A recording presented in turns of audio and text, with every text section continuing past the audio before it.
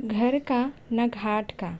माँ तुम चिंता मत करो, शादी में कन्यादान के दौरान हम दहेज में खुशबू के पापा से अपनी मुँह मांगी रकम मांग लेंगे। मरता क्या न करता वाली स्थिति उनके सामने आएगी तो उनको हमारी मांग पूरी करनी पड़ेगी, क्योंकि खुशबू का एक रिश्ता पहले ही टूट चुका है और यह मांग उनके सामने जन्म मरण का सवाल हो ही जाएगी।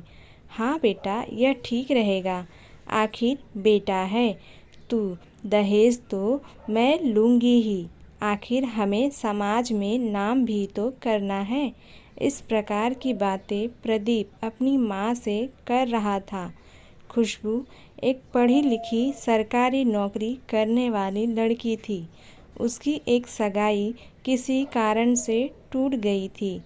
पिताजी सरकारी विद्यालय में बापू के पद पर कार्य करता थे। वे 3 बहनें थीं। बड़ी बहन की शादी हो गई थी। बहुत ही संस्कारी ससुराल था उसका। आखिर शादी का दिन आ ही गया। बड़े धूमधाम से शादी की सभी रस्में संपन्न की गई। जैसे ही कन्यादान का समय आया, प्रदीप ने अपनी पूर्व की योजना के अनुसार खुशबू के पिताजी से डिज़ायर कार और 10 लाख की मांग की। दोस्तों के सामने वह अपनी शानो शौकत को प्रकट करने के लिए उसने यह दूसरा तरीका निकाला था। जैसे ही खुशबू ने यह सुना, उसके पैरों के नीचे से जमीन खिसक गई। उसके कान फटे के फटे रह गए। एक तरफ पिताजी की इज्जत, दूसरी तरफ इतनी सारी दहेज की मांग। क्या करे? उसके सामने जीवन मृत्यु का प्रश्न खड़ा हुआ था। उधर प्रदीप एक तरफ खड़ा होकर कुटिल मुस्कान देते हुए अपने दोस्तों के साथ हंसी ठिठोली कर रहा था, क्योंकि उसे पूर्ण विश्वास था कि इनके पास मांग पूरी करने के अलावा कोई चारा नहीं था।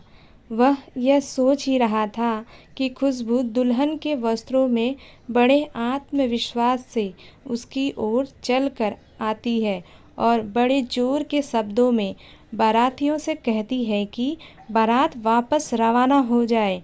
ऐसे लड़के से मैं कदापि विवाह नहीं करूंगी, जो कि दहेज का भूखा, लोभी और लालची है, चाहे मुझे आजीवन कुंवारा ही क्यों न रहना पड़े।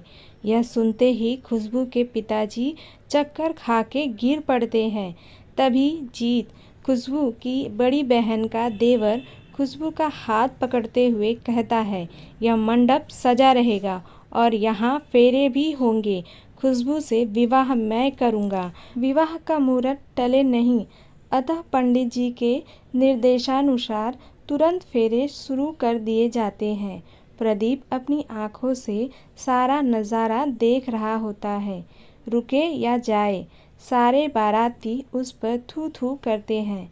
नौकरी वाली लड़की मिल रही थी इसे, धन का इतना लोभी।